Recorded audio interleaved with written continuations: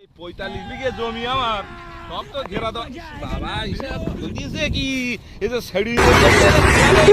আর কাছে মরিসি যে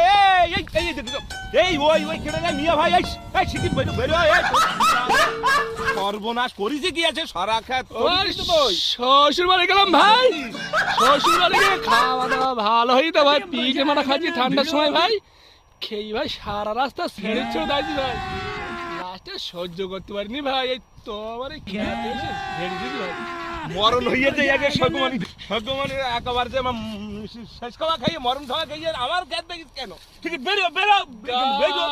বেরো আমার সব লেটার পেটার করতে বেরো চান করে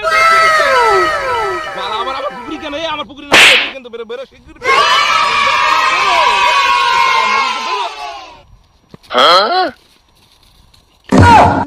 মরিচ